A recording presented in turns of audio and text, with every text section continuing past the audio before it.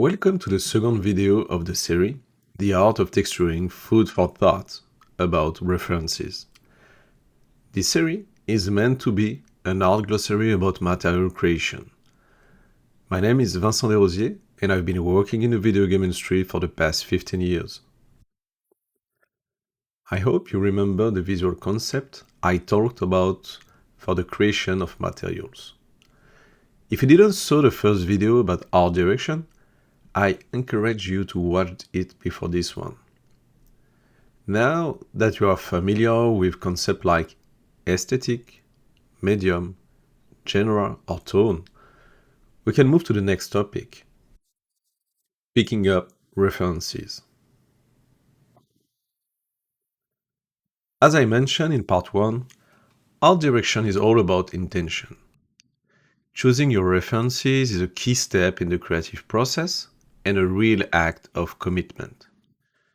Just like in part 1, everything here is fairly subjective, so take what works for you and leave the rest.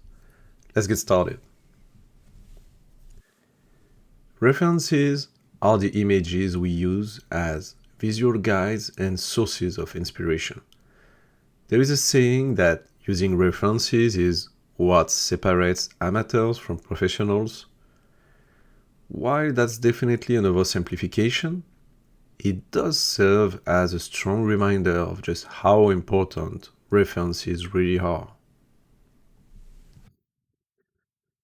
In this video, we are going to cover common pitfalls, key questions to identify references, reference types, how to build a board, high-level concept to push things further, and how to curate references. Let's start with the common pitfalls. The first thing that comes to mind is jumping into a project with no references. You will almost certainly end up going in circle and repeating the same solutions you already know. Eventually, you will have to look for references anyway, and by then, you may have lost your momentum, or even worse, fallen down into a Pinterest pitfall, where it's easy to lose focus and wait, what the... Anyway, you get the idea. Jumping into production with only one reference is also a bad idea, almost as risky as relying solely on the first results you find on Google Images. Sure, you might get lucky, but those sources rarely offer the most interesting or useful references. The opposite extreme is also a common pitfall, when gathering references, trying to collect enough material to become an expert on a topic, or hunting for the perfect reference often leads to exhaustion. Reference gathering is important, as we will discuss in this video. But don't confuse looking for good references with trying to archive the entire internet. If you enjoy saving your own references, that's fantastic. But don't put too much pressure on yourself.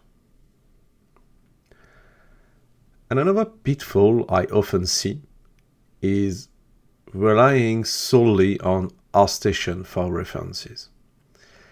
It's an excellent platform with amazing work, but drawing inspiration only from other artists has its limits. You risk losing your own intent because you are starting from something that's already been filtered and interpreted by someone else. Use ArtStation if it inspires you, but don't stop there. Read the descriptions, track down the sources, and then put your own spin on it. Don't copy this. Use this as a reference. Don't reproduce that. Let this inspire you. Don't imitate this. Learn from this. Don't be ashamed of drawing inspiration from things. It's a fundamental part of the creative process. A lot of people try to hide the fact that they are copying, even though it can teach you a great deal. James Gurney explained this better than anyone in his blog post, The Art of Copying. So rather than paraphrasing him, I will just reference his words, which is, in a way, its own form of copying. Copying has its place in art, especially as a learning exercise, but originality and authenticity can be a rare commodities, even among so-called creative geniuses. The best thing is to be open and honest with what you're doing, and give credit where credit is due. With those common pitfalls out of the way, we can start talking about looking for proper references. When I discover a material I want to explore, the first question I ask myself are what, how, and where. What? Is this a natural or handmade surface? How? What processes or actions led to the creation of this surface? Where? Where does this material belong? And what is the context surrounding it? These three questions are usually enough to get me started. They also support a broader process we will examine later. Is your material part of a larger recipe? And by this, I don't mean a shader type, but rather a family of surfaces that naturally belong together, like component of a kit. Let's take the example of a vinyl floor. Those entry-point questions, what, how, and where, are very useful to get started. What? A man-made surface which already gives us information about its shapes and patterns. How? Primarily a PVC resin mixed with other plastic. Its flexibility tells us something about how it breaks or wears down. Where? Installed mostly on interior floors, especially in public space like school and hospital, this context gives us clue about how a material will age over time. When researching references, it becomes clear that the underlayer plays a significant role in the visual signature of the vinyl when it breaks. This opens opportunities for layering or even building a full recipe that combines several materials. It's important not to rely solely on images. Words, vocabulary, and text are equally valuable. Language helps narrow down references and sharpen the focus. By asking these questions, what we are looking at, what to keep, and what to leave out, we are actively making both artistic and production choices. This amount of references isn't perfect, but it's often enough to get the job done, when working with simple or familiar surfaces especially. A single key reference supported by few close-up is usually where I begin.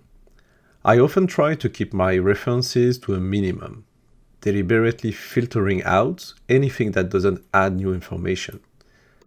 This forces me to focus on what truly matters. That said, when the task involves material with more backstory or larger mandates, such as building material kits or designing surfaces for a demanding client, it's worth going deeper. In those cases, references need to be richer, more layered, and carefully chosen to support both artistic vision and production requirement. When working on a larger scene, the context in which the project takes place becomes the guiding thread for everything. Each material needs its own section, while still remaining coherent with the other. By this stage, the board should already feel unified and consistent. When it comes to references themselves, quality is essential. Try to gather high-definition images taken from multiple angles with neutral or varied lighting condition if you can. I usually begin with a wide shot that captures the entire setting, the context in which the material exists.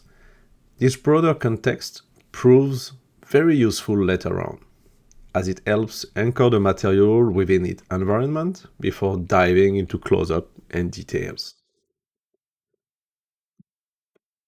If you are taking your own photo, start with frontal shots using a longer focal length to reduce distortion, then capture additional shots at a slight angle to reveal how light bounces across the surface.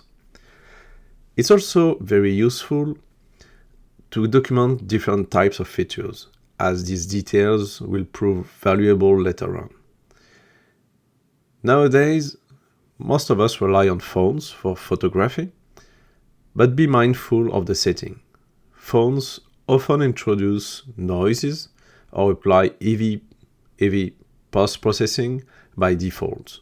Whenever possible, using a dedicated camera is the best.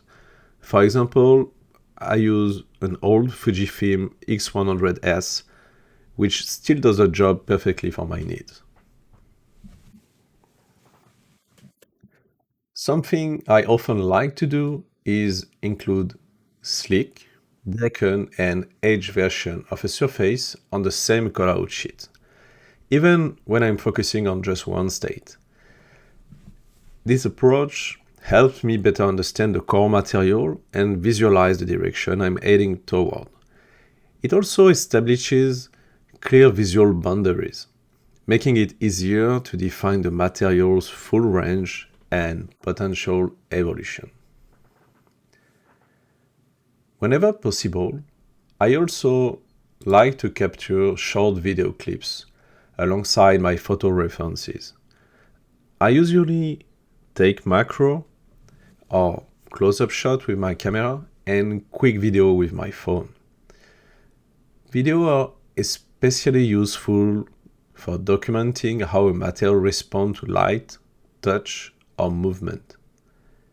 They become very important during scouting trip since they provide valuable information for the rest of the team. That said, please take better video than mine. I tend to record them a bit too quickly. Another excellent source of references is scan data, especially for grounded materials.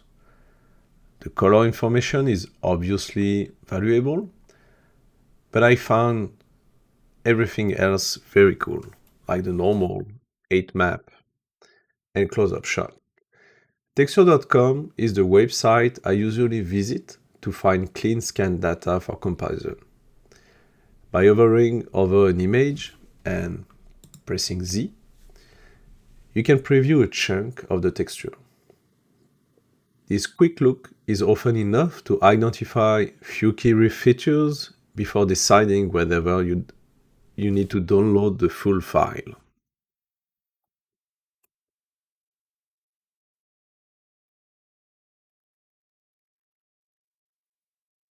Here's a brick material I created as a practice exercise a few years ago. While it's far from perfect, I remember learning a lot by trying to recreate specific features. I focused heavily on the core color features and on creating a tileable version that retained most of the details while remaining game-friendly. The biggest breakthrough I had was with the 8 map. And when I say with the 8 map, I mean the normal map. It becomes much more clear when I analyze that textures, as it was easier to interpret than the 8 map data directly. I added watermarks to these since they come from the paid subscription, which is in my opinion totally worth it. I then applied most of the principles around color, forms, and frequencies that I will be covering in this series and end up with this result. Again, the outcome isn't anything extraordinary, but if you can, adding scan data to your references is a powerful advantage. Now that we talked about the ref types, it's time to build a board. Let's take a look at the board of that material.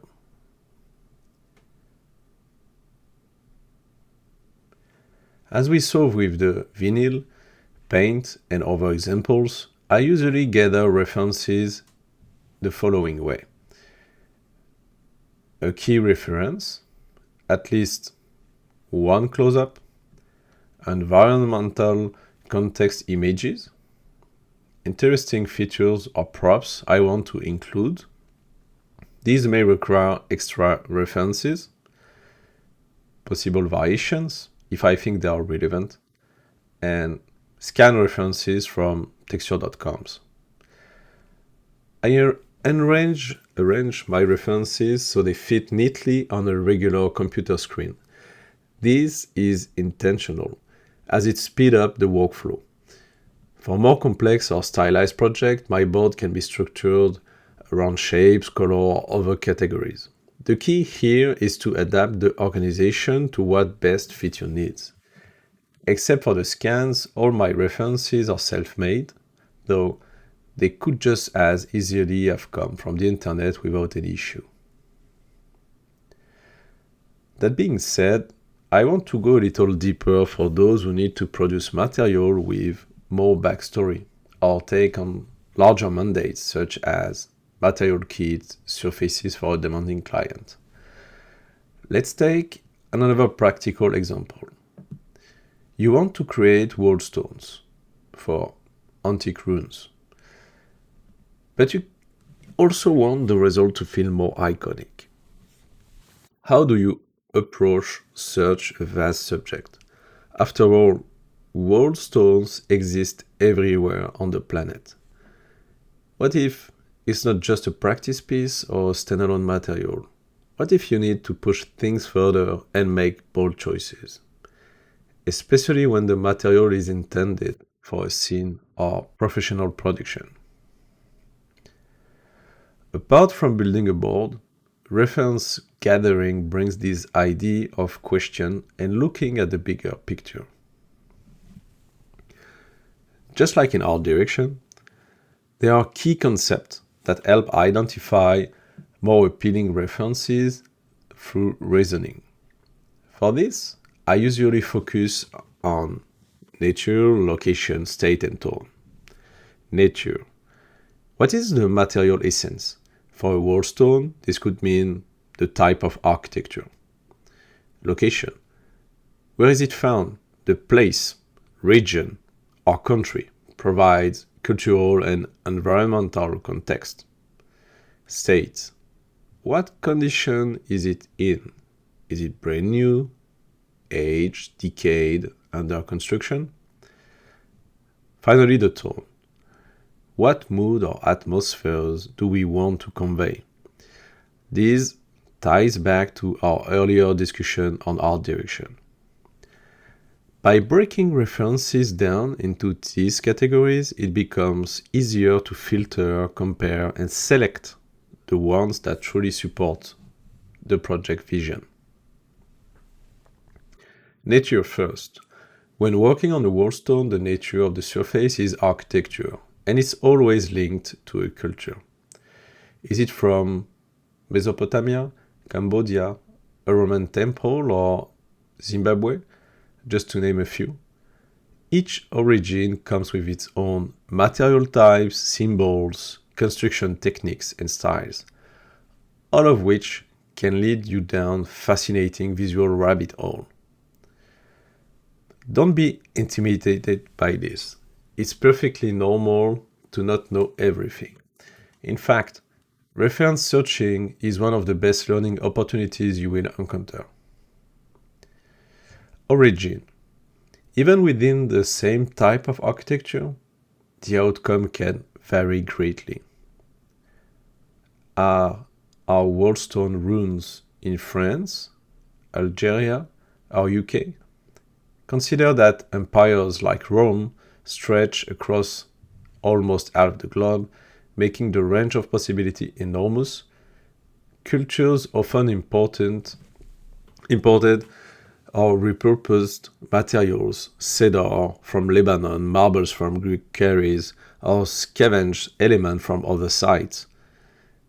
These choices directly affect the material types, color, weathering, shapes, or even construction techniques. Once again, reference gathering leads to knowledge, and knowledge enables artistic decision. The state now. Is it brand new? From my experience, creating pristine surface in 3D is often a visual challenge. When building something from scratch, it's easy to forget to age it. And when that happens, unintentionally, it becomes a pitfall. Is it lived in? 20, 50 years old, with a nice patina? You are almost always right to go with a modern time patina, even for an historical reconstruction. Our brains are accustomed of seeing buildings in that state. Dirt and patina are simple but powerful realism leverages. Is it decayed? To what extent? Perhaps it's an abandoned place, or maybe a place that no one remembers the purpose of. It could also be collapsed, burnt, rebuilt, overgrown. Each of these situations provides cue and interesting opportunities to experiment with color and shapes.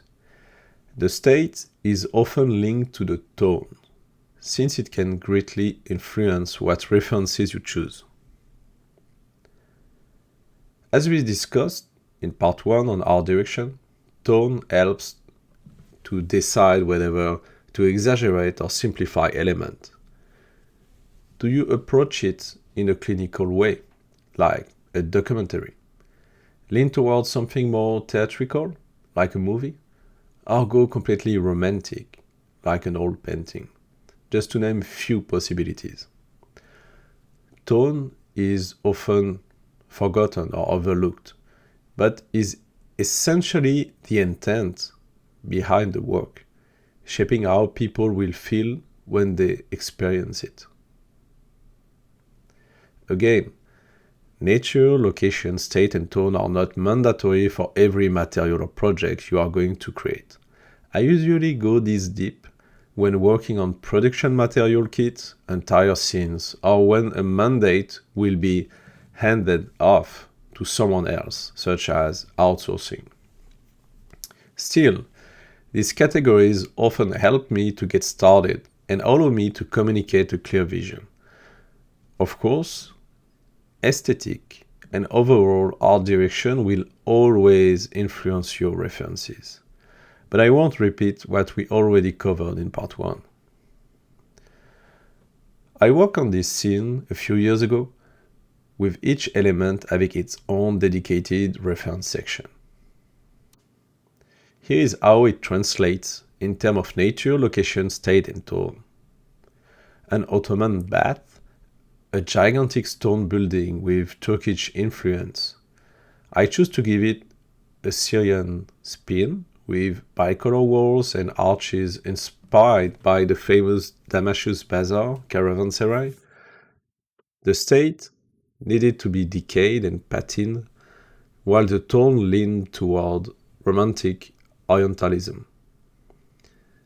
This meant emphasizing elements such as age, the passage of time, a lingering atmosphere, and a sense of gigantism, all crucial to keep in mind when searching for references. From there, all my references were filtered through this lens. Even within a realistic setting, you can take artistic liberties, such as mixing references from different periods. The sense of the period is often more important than strict accuracy in its depiction.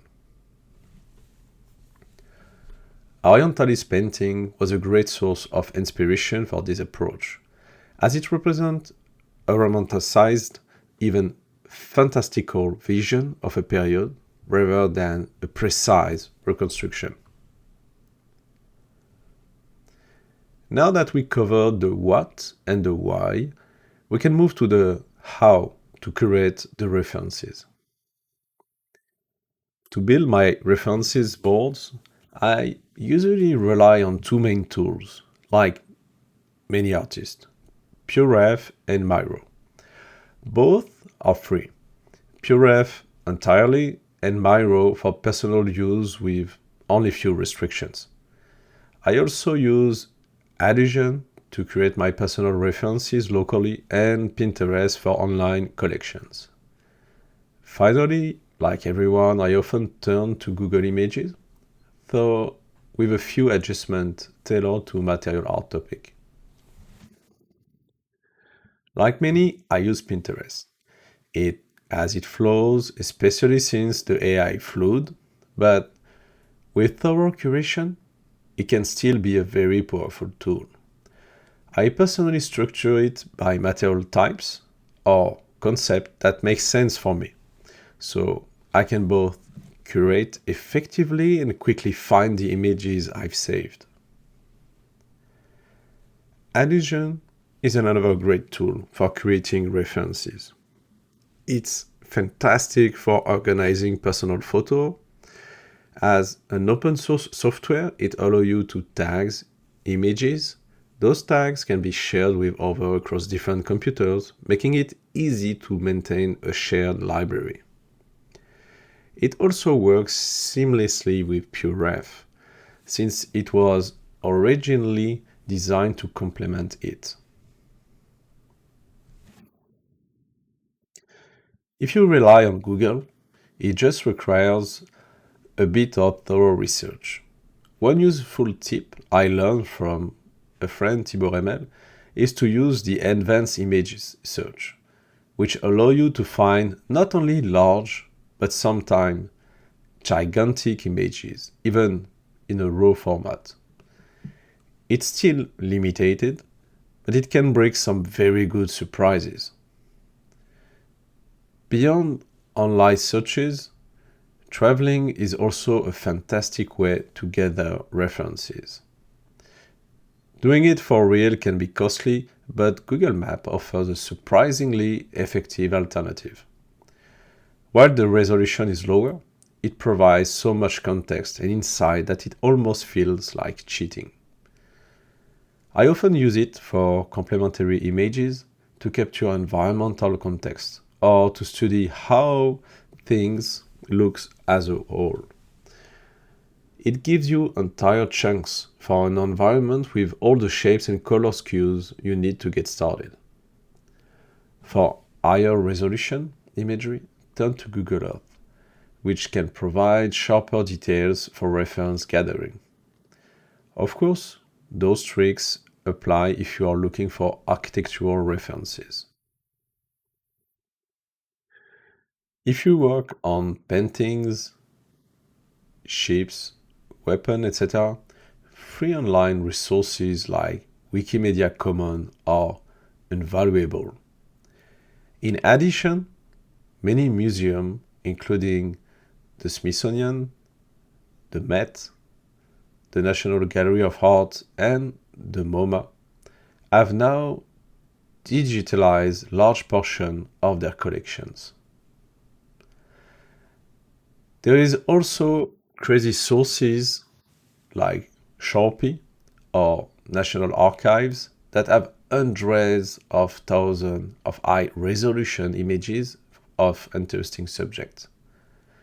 All of those are available online in very high resolution.